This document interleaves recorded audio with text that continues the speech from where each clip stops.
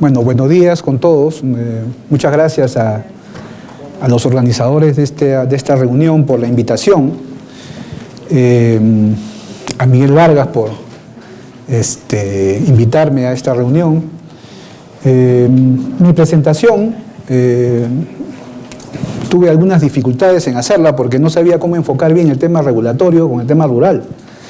Si bien es cierto, en América Latina casi la regulación está concentrada en el ámbito urbano. En el ámbito rural todavía estamos viendo cómo es la regulación en el ámbito rural. La verdad es que son dos ámbitos diferentes.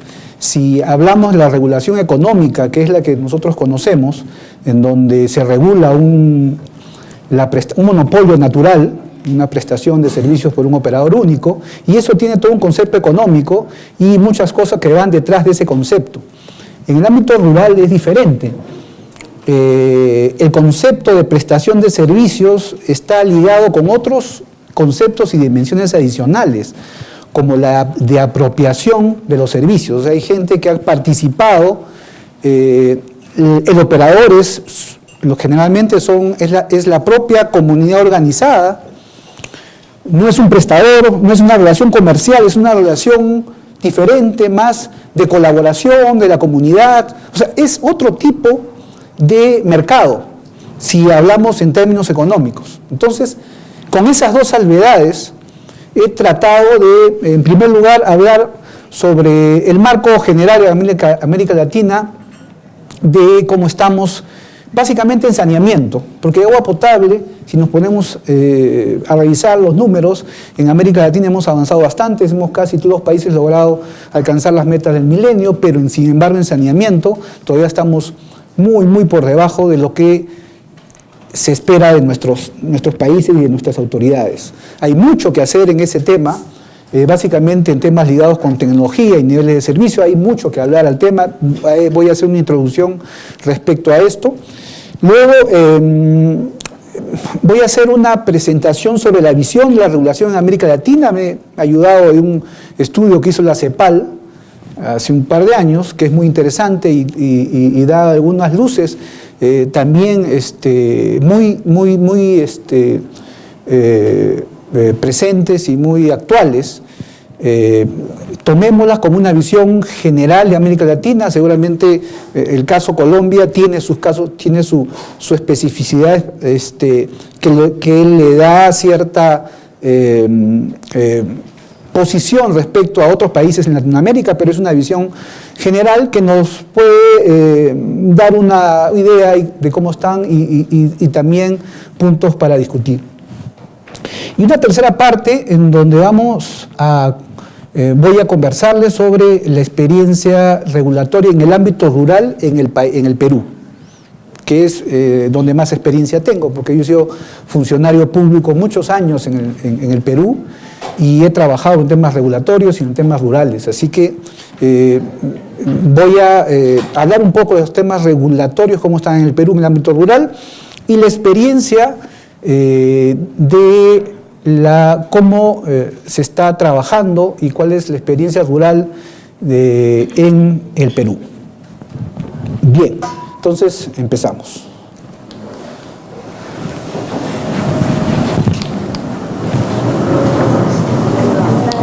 Ya.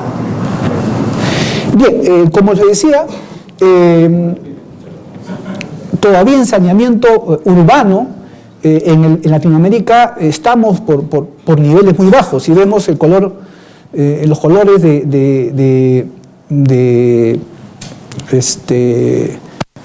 los países de Latinoamérica, estamos todavía, si bien es cierto, en algunos sitios en el sector urbano, entre 70 y 90%, pero en el sector rural es donde peor estamos, ¿no?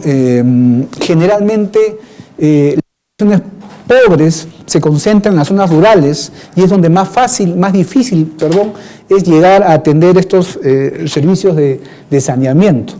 Y sobre todo, si hablamos en términos rurales, la población rural dispersa es donde se concentra la mayor cantidad de gente pobre y es donde es más difícil llegar. y en donde tenemos que establecer y proponer estrategias diferenciadas, tecnologías ad hoc para ese sector que es donde menos llegamos. Y tenemos, y nos damos cuenta que es un sector en donde, perdón, salí creo, y es un sector donde tenemos que trabajar mucho. Mira, estamos en menos del 50% en la mayoría de países, y no solamente en términos de la cobertura, sino cómo es que esa cobertura, cómo es que la gente que tiene alguna infraestructura sanitaria respecto de sus necesidades de saneamiento, o sea, la defecación en un lugar, en una infraestructura que sea sanitaria, sino cómo es que el poblador sigue usando esta infraestructura, la usa bien y realmente está sirviendo para combatir el círculo vicioso de la defecación al aire libre, que todavía hay bastantes zonas en Latinoamérica y en el mundo en donde se practica, y es donde acá queremos romper esa barrera. O sea,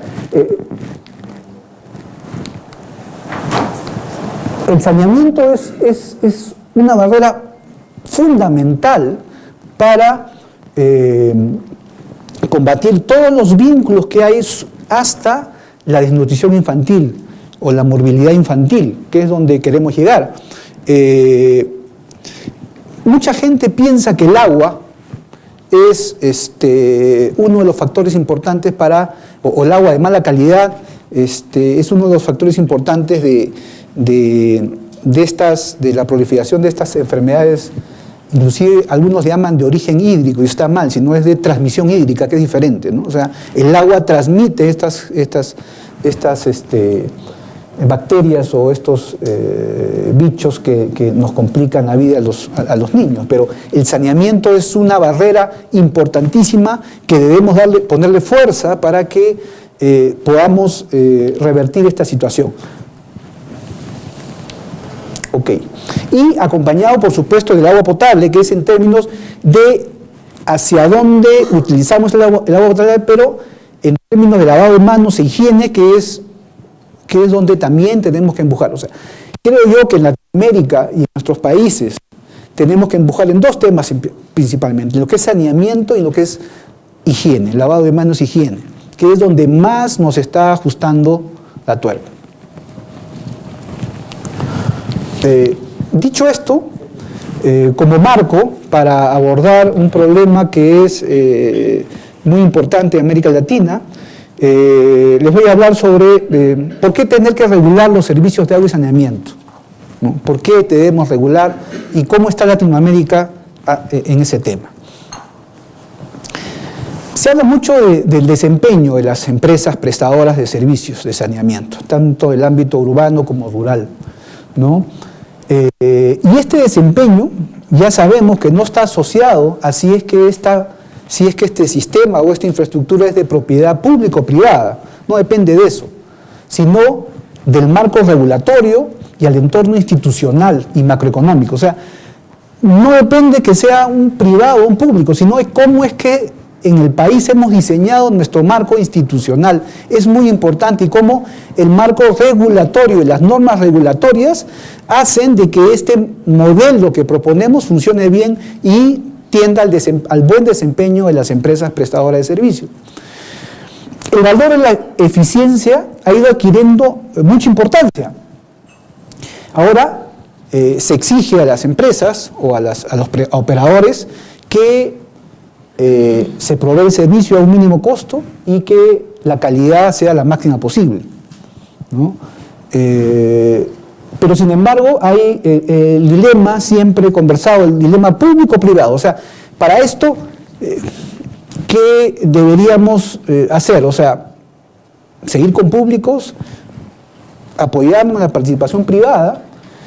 Si analizamos las reformas de los 90, en donde en casi en todos los países se comenzaron a introducir el concepto de regulación, se hicieron pensando en operadores privados. O sea, toda la corriente de la prestación de servicios privados, y casi en todos los países se diseñó estos marcos institucionales y marcos normativos para la prestación de operadores privados.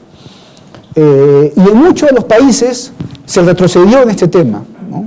Argentina, Bolivia son casos específicos en donde tenían un marco regulatorio para que el prestador sea privado, pero ahora son públicos. Entonces la gran pregunta es, los actuales marcos normativos que se diseñaron y que se aprobaron, ¿son suficientes para que empresas o entidades públicas se comporten como tal? O sea, ¿es suficiente el marco regulatorio para que una empresa pública se funcione como una empresa privada en términos de su eficiencia y sus incentivos para ser eficiente? Una de las grandes lecciones en la región es reconocer que la inversión en infraestructura es extremadamente grande, ¿no? Y que el Estado debe participar. Entonces ya sabemos, y la experiencia en Latinoamérica es frondosa respecto a que ya no va a haber más empresas que van a venir a invertir grandes cantidades de dinero o a concesiones con inversionistas con grandes cantidades de dinero para solucionar los problemas de infraestructura. O sea, eso ya está completamente claro. O sea, ahora lo que tenemos que hacer es que, y la experiencia de los países, de algunos países en particular, en donde primero el Estado invirtió grandes cantidades de dinero y llegó a coberturas casi de 100% y recién entregó al sector privado, esta experiencia nos enseñó y que es una mejor opción. Es el caso de Chile, ¿no? Todos los operadores privados que fueron entregados, concesionados, cuando el Estado había invertido tremendas cantidades de dinero en poner la cobertura al 100%. Y solamente dejaron a los privados el tema de llegar a coberturas de tratamiento de aguas residuales, que fue lo que los privados invirtieron. Pero entonces,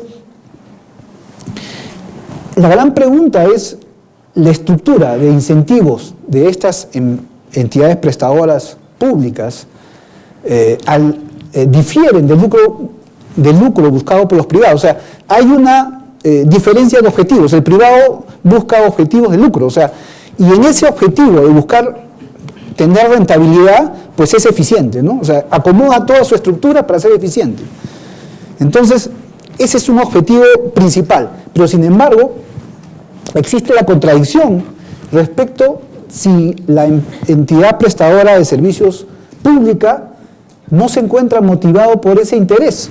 O sea, si el Estado no le da incentivos ni le da objetivos a las empresas públicas para que tenga ese objetivo de lucro y por lo tanto el aparato de la empresa sea eficiente con ese objetivo y tengamos resultados como si fuera una empresa privada. Pero se dice ante esto que estos prestadores públicos tienen falta de claridad en sus objetivos, ¿no? Y sus metas. No hay falta de claridad de objetivos, pero si este servicio público tuviera el objetivo de maximizar utilidades, nos preguntaríamos, ¿funcionaría bien? O sea, ¿cuáles son los objetivos que le ponemos a estas empresas públicas?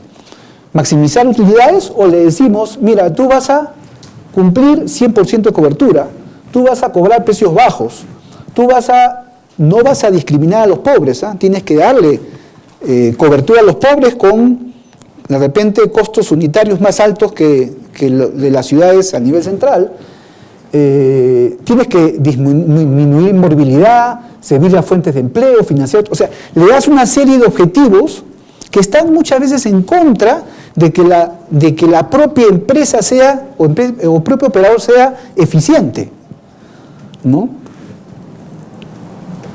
Entonces, si es que, o sea, este estudio un poco lo que arroja es, oye, le estamos dando realmente los objetivos a nuestras empresas públicas para que funcionen como empresas privadas y que el marco regulatorio que existe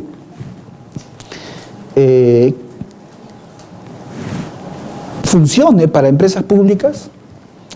Entonces, el problema esencial radica en que los instrumentos regulatorios aplicados a los privados muchas veces se encuentran desalineados por las motivaciones de empresas públicas. O sea, nuestro marco regulatorio está diseñado para este tipo de objetivos y los ajustamos y le pedimos información a las empresas públicas pensando que tienen estos objetivos, pero sin embargo la empresa pública tiene otros objetivos, que son no necesariamente los que tiene la privada, y por lo tanto la regulación no está alineada hacia esos otros objetivos que le ponemos como Estado. Entonces, siempre podrá sostenerse que la falta de incentivos privados en las EPS públicas se controlan con mecanismos punitivos. O sea, muchas veces les exigimos las normas regulatorias y la supervisión a las empresas públicas son punitivas, o sea, los sancionamos porque no cumplen determinadas metas, los sancionamos cuando de repente no lo debemos medir por ese lado porque nuestros objetivos que le estamos pidiendo a las empresas no están por ahí. No sé si me dejo explicar. O sea, tenemos que alinear nuestros objetivos, los objetivos que le damos a nuestras empresas públicas, con nuestro marco regulatorio. Ahora, la experiencia en Latinoamérica nos dice, y está completamente comprobado, y es algo que es fundamental, el marco regulatorio, el marco institucional. Por lo menos deben haber 3 organizaciones formales que tengan estos 3 principales objetivos. Contar con un ente rector de la política pública que se encargue de fijar metas, objetivos sectoriales, que dé solución a problemas de inversión, que invierta y fije los estándares de calidad de servicio. Es el rector, es el órgano rector, el que debiera hacer la rectoría, que es importantísimo. Líneas de políticas, cómo debemos hacer, qué debemos tocar, qué criterios utilizar. Hay otra gran institución que es la institución reguladora, que regula la calidad y precio que las empresas prestadoras o operadoras cobran a los usuarios. Este órgano regulador tiene que ser independiente del gobierno, del ente rector y las EPS. Si no, esto no funciona. O sea, no hay regulador en América Latina que cumpla su objetivo, que esté dentro del paraguas del rector. Tiene que estar fuera de él. Que esté muy vinculado al gobierno. O sea, hay que crear un mecanismo tal de que el regulador no pueda ser removido por las autoridades de gobierno. Eso es bien importante. Y hay experiencias muchas, en el Perú hay varias, en donde el regulador se tuvo que poner fuerte en determinados casos y en donde por esa facilidad que existe de no haber injerencia se pudieron hacer cosas, ¿no? Y se pudieron oponerse a algunos proyectos que no eran buenos. Entonces, eso es bien importante. Y el prestador, que es el encargado pues, de prestar el servicio. Son 3 entes claves: rector, regulador y prestador. Ni el rector debe juntarse con el prestador, o sea, no es bueno que el rector preste. Le doy un ejemplo. En el Perú, Sedapal, que es la empresa de agua potable de Lima, tiene mucha vinculación con el ministerio, casi él pone a las autoridades, a excepción de las demás. Eso no es bueno, porque el rector no puede estar pensando en su prestador. O sea, hay toda una deformación, hace que el prestador no pueda desarrollarse. Entonces, eso no está bien. Ni el prestador debe estar vinculado con el rector, ni el regulador debe hacer funciones de rector. O sea, cuando el regulador comienza a querer entrar en funciones de rector, también comienza a haber problemas y el modelo no funciona. O sea, el modelo funciona bien si es que estos tres entes tienen independencia y trabajan de manera autónoma.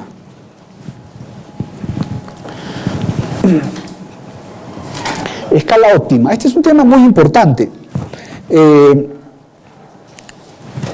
A veces pensamos de que la escala óptima es agregar y hacer cada vez las empresas más grandes de tal manera que los costos, el famoso factor de economía de escala, ¿no? Mientras más grande, el costo de prestar el servicio es menor. Pero también la experiencia de América Latina nos ha dicho de que mientras, o sea, hay un tope máximo en donde ya las empresas que son más de cierta cantidad de usuarios, ya en vez de hacer una facilidad, este factor de economía de escala se vuelve un problema, se vuelven empresas muy complejas. Y es el caso, en el estudio del CEPAL, él habla de una cantidad de más o menos de 4 millones, 5 millones de habitantes. Las empresas que superan esta cantidad de gente, ya las empresas ven que tienen otros problemas que superan al tema de factor de economía de escala, o sea, minimizar, y se producen otros costos que superan estos de reducción por economía de escala. Pero al nivel mínimo también estamos haciendo de que en el sector rural, por ejemplo, la escala mínima a veces es una localidad, un centro poblado, y esta escala mínima es demasiado pequeña para que pudiera funcionar una prestación de servicio con los instrumentos y la asistencia técnica necesaria. Entonces, pensar en que la unidad mínima es una organización comunal es pensar de que esta organización comunal nunca va a tener quizás un ingeniero que le pueda por lo menos una vez por mes o una vez cada cierto tiempo darle una asistencia técnica o tener personal técnico que pueda ayudarlos a resolver un problema. O sea, hay que pensar que en el sector rural también una escala mínima, una escala en donde podamos agrupar quizás operadores para que estos operadores, esta asociación de operadores pueda tener posibilidades de contratar una asistencia técnica que pueda dar apoyo técnico a estos operadores. Entonces, según el estudio, la tendencia en América Latina ha sido reducir el ámbito de los servicios a la menor escala posible, ¿no? Motivado por el empoderamiento de las comunidades. O sea, esto tampoco es bueno. Es bueno empoderar a las comunidades. Mucho hablamos de que los proyectos deben empoderar a las comunidades, de que deben, el término de apropiación, de que deben apropiarse del sistema, y eso las hace de que el sistema, de que esto tenga sostenibilidad, de que la gente, al hacer suyo, al sentir que el sistema es suyo, esto contribuye en la sostenibilidad. Pero también hay un tema que es que no obstante ello es bueno, también es importante de que tengan el apoyo necesario de instancias que, porque es tan pequeña, no va a poder acceder. O sea, con la tarifa que cobran, ni por la cantidad de gente que es, no van a poder nunca acceder a asistencia técnica del nivel que a veces se requiere. Otro tema es que esta agrupación que se recomienda de operadores pequeños debe estar pensado también en el enfoque de cuenca. O sea, si bien es cierto, hay la gestión del servicio, pero el agua, que es el insumo importante para estos servicios, es un problema de cuenca. Y si es que la gestión de la cuenca no está vinculada a la gestión, a la prestación de los servicios, entonces también ahí hay una desarticulación. En general, dice, el tamaño óptimo debe favorecer la capacidad de recuperación de costos, debe mejorar la capacidad de mantener la calidad del servicio, permitir la expansión de la cobertura, atraer personal más preparado y la sustentabilidad ambiental. Eso, o sea, si queremos cumplir con todo esto, es poco probable que el ámbito de una sola organización comunal de un centro poblado pueda llegar a esto, ¿no? En América Latina, la tendencia ya no es hacia administración en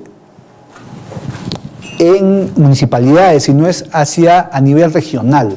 O sea, la idea es que los grandes operadores urbanos se agrupen a nivel de regiones y puedan ser empresas regionales.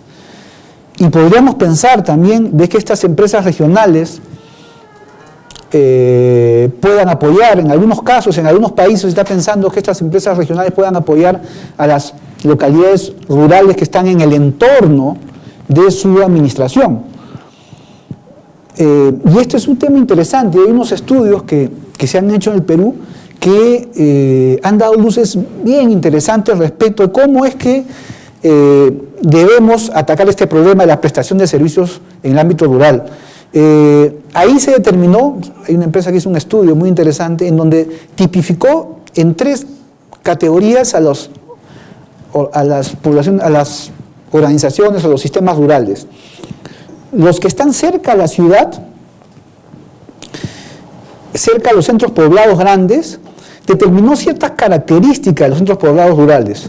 ¿Cuáles eran estas características? Que estaban un poco más dispuestos a pagar que un rural que estaba más lejano, que el concepto de apropiación no era tan grande, no era tan importante como los otros que estaban más alejados, y dijo de que esta tipología de empresas, de operadores rurales eran los que estaban cercanos a las ciudades urbanas y que pudieran ser integrados al sistema rural y que no iba a haber mucho problema. Y después catalogó sistemas de tipo 2, que eran los sistemas que estaban hasta 3 horas de distancia de la capital y que tenían un sentido de apropiación más importante y que tenían menos disposición a pago por la tarifa o por la cuota. Esos tenían otra caracterización. Y un tercer tipo, a las que estaban más de 3 horas de distancia de la capital en transporte y que eran ya más lejanas, el apoyo del gobierno o del Estado era menos importante y eran muchas poblaciones dispersas. O sea, 3 tipos que nos hacía pensar y que proponían de que deberían ser 3 modelos de operación diferentes. Entonces, no pensemos en que debemos tener un solo modelo. Debemos de repente ver qué tipologías podríamos escoger de acuerdo a las características de las operaciones rurales y atender con estas tipologías una solución o una forma de prestación de servicio que esté ad hoc a ese tipo de características. En el Perú era ese tema de distancia, apropiación y disponibilidad de pago.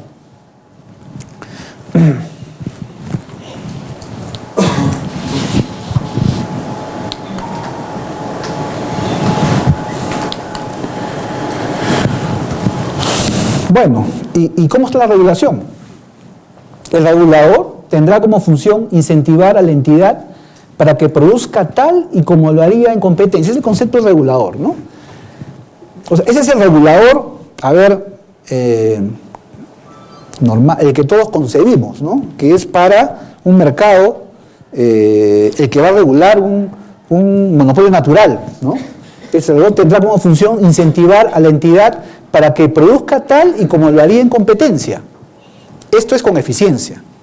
La inexistencia del regulador permitiría que la entidad prestadora ejerza su poder sobre los usuarios. Tarifas altas con menor calidad de servicio. Este concepto está subyacente en la regulación económica, básicamente en las ciudades urbanas.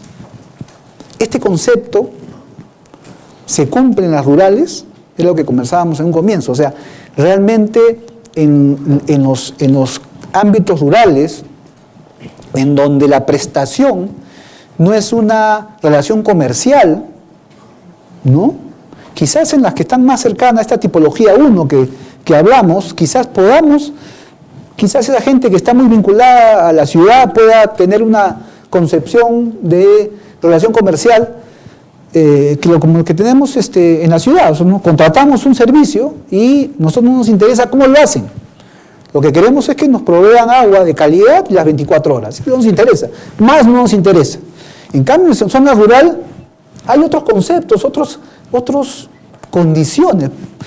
Porque el que presta el servicio son mis amigos, o sea, son gente que tienen una relación diferente, ¿no? Es la comunidad misma que los ha escogido por ciertas condiciones, por ciertas cualidades que hacen de que hayan sido elegidos esta junta directiva. Entonces, se cumple este concepto de regulador, ¿no? Yo dejo esa pregunta para que en su trabajo de la tarde puedan también analizar el tema. Pero aun cuando existen reguladores, la tarifa no consigue autofinanciar a los operadores. O sea, siempre el operador se queja de que la tarifa no le alcanza, por diferentes razones. Para los reguladores, el concepto está muy claro. O sea, yo no le voy a dar más tarifa de lo que él puede ejecutar. O sea, yo le voy a dar la tarifa necesaria para que haga lo que tenga que hacer, ni más ni menos. El regulado, la empresa regulada siempre va a querer más disponibilidad. Entonces, generalmente, este es un concepto que siempre va a estar en discusión. Realmente la tarifa autofinancia a los operadores. En el tema rural definitivamente no, ¿no? Pero esto tiene que estar muy claro, y eso lo vamos a ver después. ¿Qué es lo que financia su tarifa y qué no financia? Y debe estarse transparente, ¿no? Existe la tendencia en América Latina a no poder cobrar el costo real de proveer el servicio, más aún en el ámbito rural. Pero también se dan casos en que no se quiere cobrar en el entendido que esto favorece a los más pobres. Y eso es algo que sí realmente es un problema.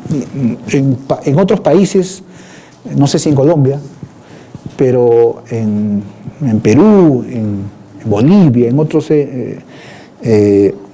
las autoridades, la empresa que es municipal, a veces cuando el regulador le impone una tarifa, lo que él quiere más bien es que no le suban la tarifa, aun cuando reconoce que requiere tarifa, porque no tiene fondos suficientes, pero más le preocupa su autoridad municipal lo que diga la opinión pública respecto a este tema de tarifa, porque se supone que la tarifa debe ser accesible a los más pobres.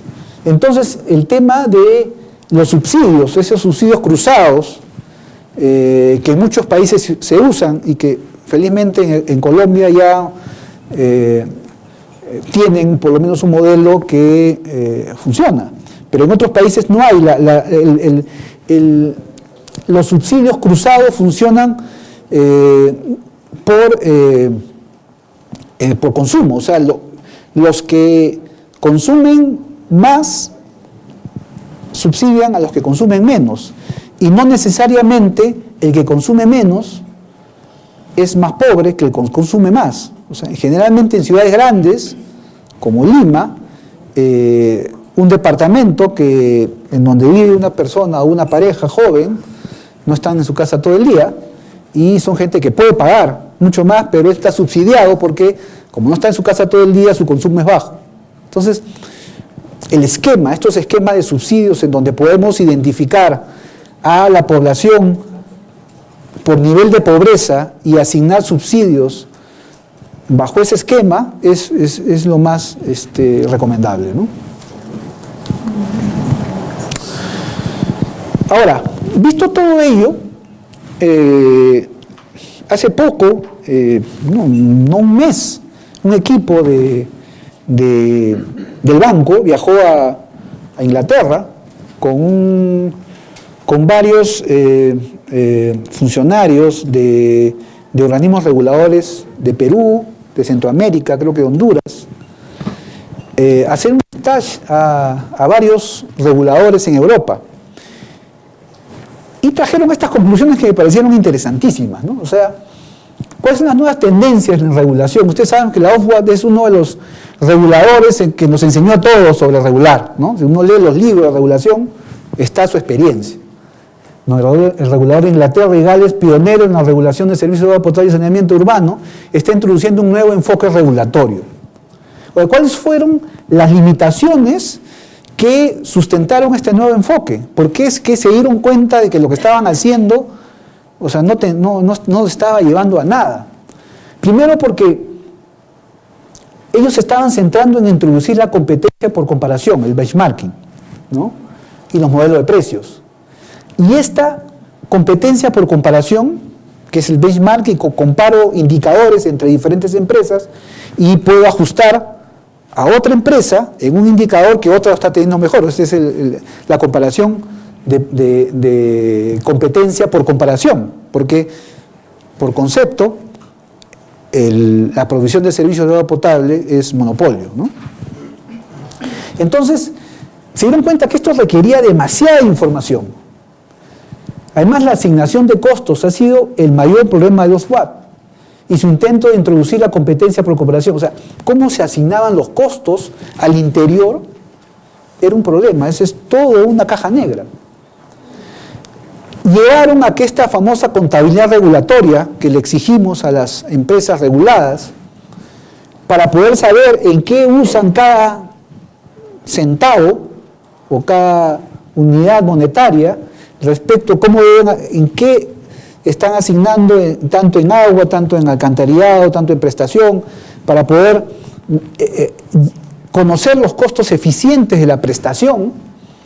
Entonces llegó a que esta contabilidad se convirtiera en tan sofisticada a estos sistemas de costo por actividad, sistemas muy complejos, que no obstante ello no pudo nunca romper con la simetría de información. No obstante, se avanzó mucho, se complejizó, se hicieron sistemas, nunca estuvieron tranquilos pensando de que la información que tenían era verdadera. Siempre pensaron de que no era la información, ¿no? Entonces, ellos pensaron, es imposible poder prevenir cómo las empresas asignan estratégicamente sus costos. O sea, internamente tienen una doble contabilidad. Lo que realmente le exige el regulador con toda su contabilidad regulatoria, y tienen la otra, que es la de ellos, ¿no? Después, este modelo no promueve innovación, solo promueve que empresas mejoren lo que ya están haciendo. O sea, y eso es muy importante. O sea, a veces el regulador, hablo del regulador, el concepto de formulación tarifaria y supervisión, ¿no? O sea, quien regula y quien supervisa las metas y los estándares de calidad, ¿no? Son reguladores. Entonces, lo que a veces tendemos a es que la empresa funcione, porque esta es una regulación de la conducta, ¿no? O sea, regulamos que las empresas funcionen como nosotros pensamos que deben funcionar, y la regulación, a través de los indicadores que yo mido, tienden hacia que ellos funcionen como yo quiero que funcionen, ¿no? Entonces, ellos no hacen más innovación, simplemente cumplo lo que tú me dices que debo hacer. Y en los indicadores que debo estar, cumplo eso, nada más. No innovo, no, simplemente hacia ello voy, ¿no? Entonces, el regulador prácticamente dicta lo que las empresas tienen que hacer mejor. El price cap, que es una metodología regulatoria, ¿no? El famoso RPI-X, ha incentivado gran innovación financiera de parte de las empresas, pero poca innovación de servicios. O sea, se han vuelto en unos expertos en el tema financiero, cómo esconder, cómo reasignar, cómo mostrar una cosa en la contabilidad regulatoria y cómo manejar otra. Pero en lo que realmente deben ser innovadores no han hecho nada, que es en la prestación del servicio. Entonces decían, el sistema regulatorio se ha vuelto muy caro. Es un negocio de grandes consultoras, o sea, era carísimo, porque cada vez más complejo el sistema financiero, cada vez los sistemas querían investigar más, consultores, dinero, o sea, el sistema regulatorio es excesivamente caro. Y muchos reguladores de Latinoamérica no estamos lejos de esto, ¿eh? Cada vez la regulación se hace más cara, este comportamiento estratégico en las empresas no se desvía mucho del benchmarking, ni muy arriba ni muy abajo. O sea, lo que hacían las empresas es que del benchmark, de los indicadores que estaban controlados, no iban ni mucho más, ¿no? Tampoco les interesaba despuntarse porque, ¿para qué? Ni mucho menos, ¿no? Para no ser los peores, estaban ahí, ¿no? Todo esto les impulsó a repensar todo el tema regulatorio y a proponer esas cosas que ya están en funcionamiento, ¿no?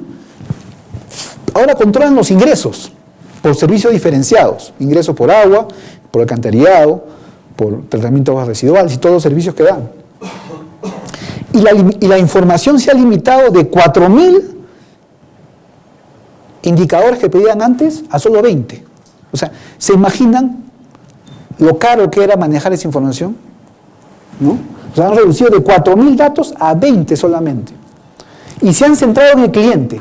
Se chequea lo que el cliente quiere que se controle. O sea, es otro concepto. O sea, ya no el regulador comienza a pensar, mira, Abel, tú tienes que llevarme a tantas horas de servicio, a 24 horas, tanto de presión, a tanto de pérdidas en la red, agua no contabilizada, y comienzas a inventar una serie de indicadores que tienes que ajustar, ¿no?, a la empresa. Pero, oye, ¿tú sabes si el cliente quiere eso? Es una experiencia muy interesante en el Perú, y cuando yo era regulador realmente no supe qué contestar.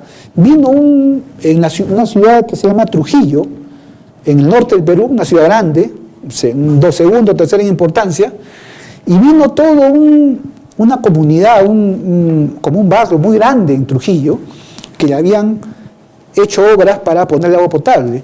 Y vinieron a buscarnos, a decirnos, ¿sabes qué, señor? A mí no me interesa tener 24 horas de servicio. A mí me interesa tener 8 horas, de tal hora a tal hora. Y por eso quiero pagar tanto. Yo no supe qué contestarle. Yo era gerente general del regulador.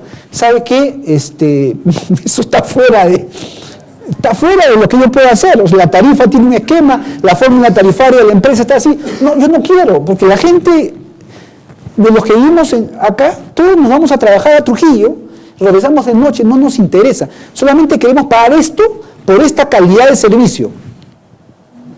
No había una respuesta. Pero, ojo, o sea, es otro enfoque la regulación, y eso es lo que están haciendo. O sea, las empresas tienen que escuchar al cliente. Hay que hacer encuestas, hay que hacer grupos focales, hay que hacer reportes, vía foros, clientes... O sea, ahora nuestra base de información es otra, ¿no? Los foros de clientes es la nueva manera en que la empresa se comunica con sus clientes, ¿no?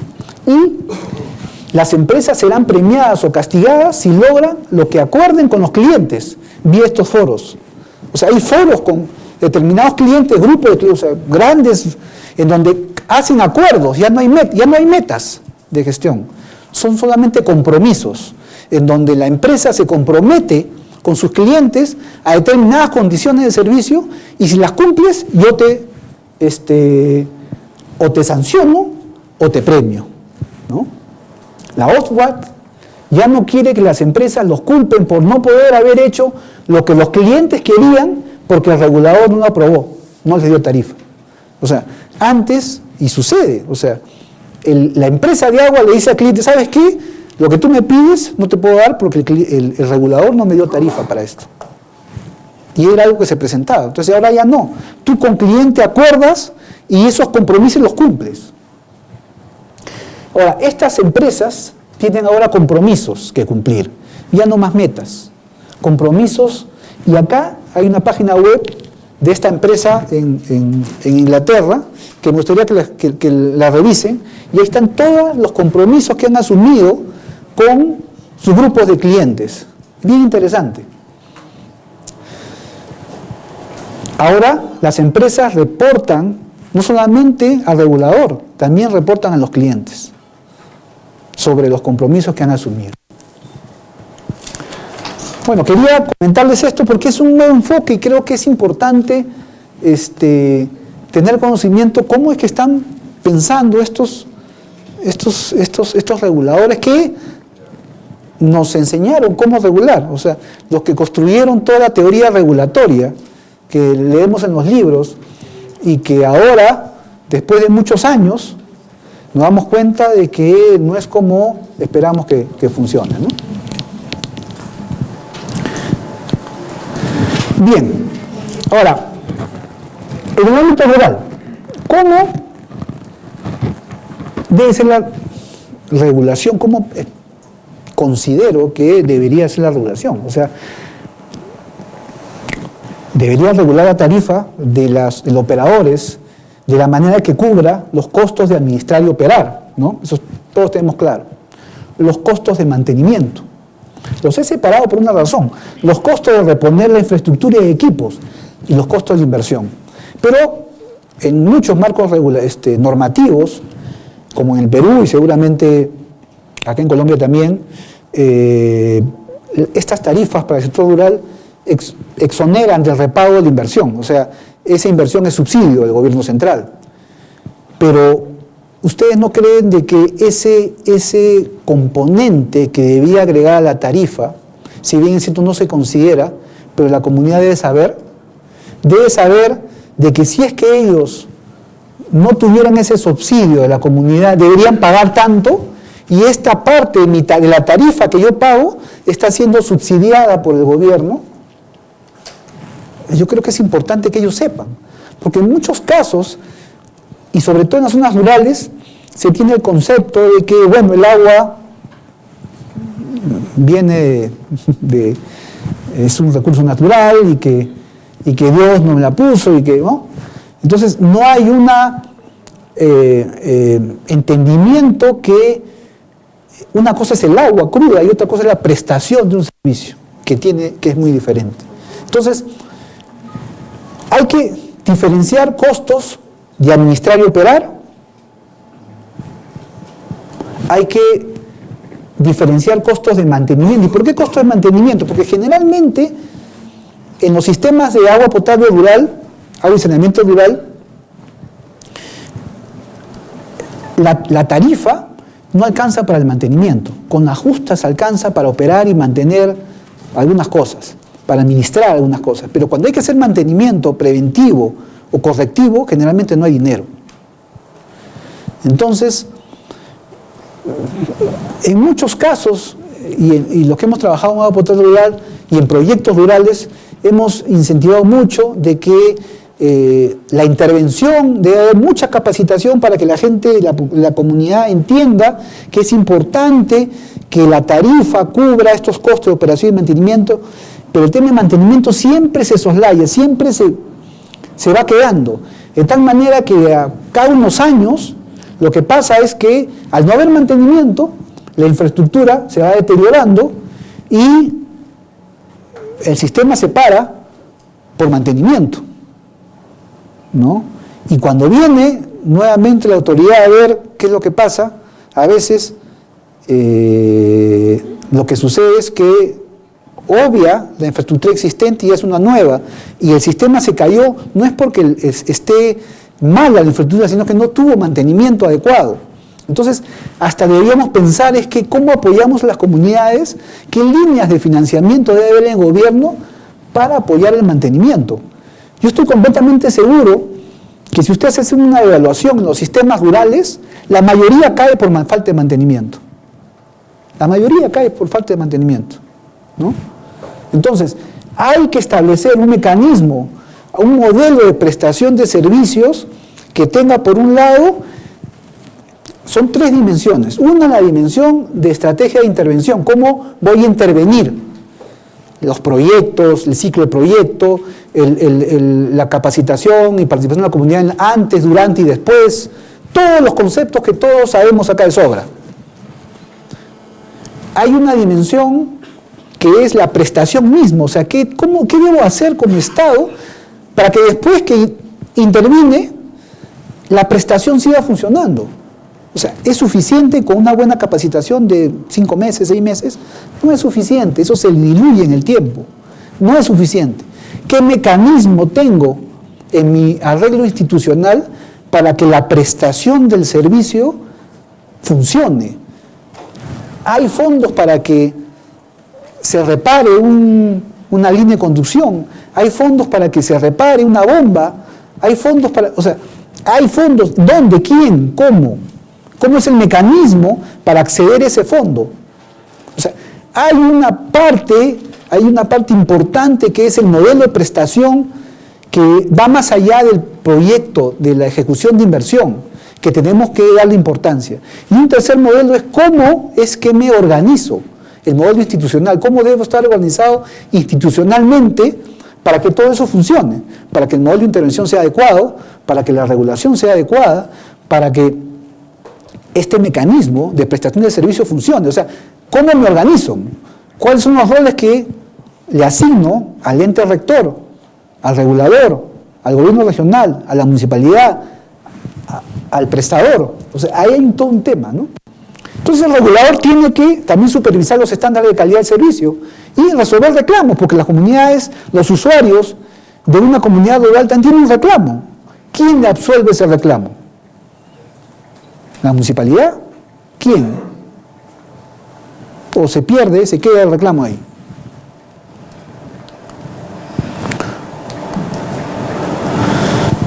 Algunos conceptos. Las entidades prestadoras de servicio deben contar con personalidad jurídica, o sea, es importante, ¿no? Y tener claro las responsabilidades de la junta directiva, o sea, cuáles son sus responsabilidades y los mecanismos de rendición de cuentas. O sea, los usuarios están pagando una tarifa. ¿Cuáles son las responsabilidades de esta junta directiva respecto a la operación, mantenimiento y administración? ¿Y a quién le rindo cuentas? ¿A quién le digo, le presento mis cuentas? ¿A la comunidad? ¿A la municipalidad? ¿Quién es mi fiscalizador? ¿Quién? ¿A quién? ¿No? La formulación tarifaria debería ser sencilla y clara, que los usuarios puedan entender qué rubro se está financiando la tarifa. Eso es bien importante. ¿Qué parte es financiada por los usuarios y qué parte por los subsidios, si los hubiera, ¿no? Y además, ¿qué parte nadie cubre? Eso es bien importante. A veces, se hace una asamblea, se ponen los rubros que debería haber y hay algunos que deberían existir, pero nadie está dispuesto a financiarlos. O sea, deberían estar ahí, todos tengan claro que hay un concepto que es guardar tal cantidad de plata para que cuando esta bomba o este motor se malogre o cumpla su tiempo de servicio, se pueda reponer.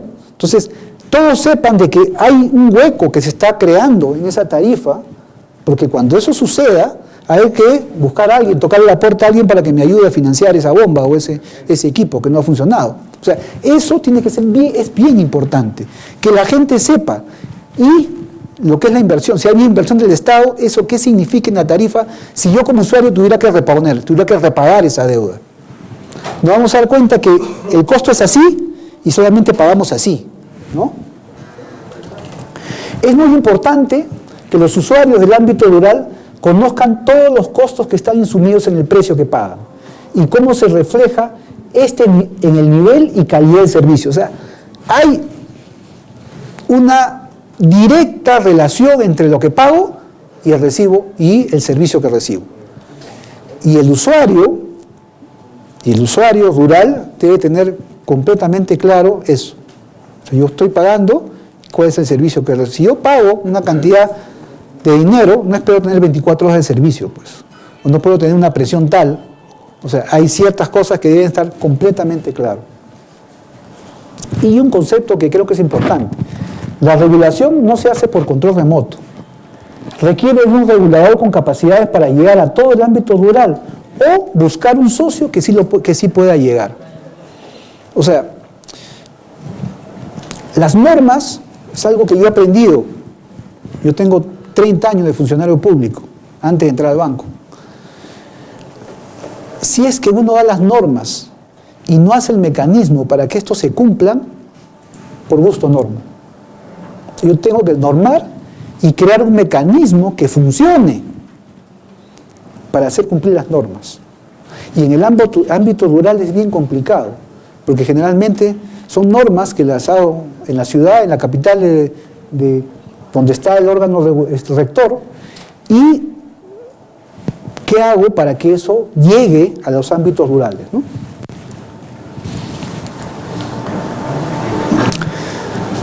Bien, ahora voy a hablar de la experiencia peruana en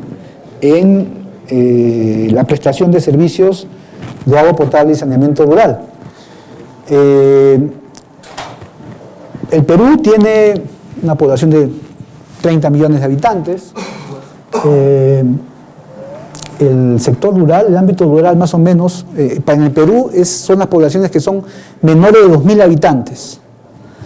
Y son aproximadamente el 22% de la población. Esta es una tendencia, cada vez ha ido disminuyendo y tiende a disminuir, como en muchos países de Latinoamérica. La cobertura de agua y saneamiento, miren, porque hay un dato interesante, y lo he querido poner para remarcar, es un tema importante de tecnología, ¿no? En el 2005 se tenía en agua rural 62% y en saneamiento 35.5%.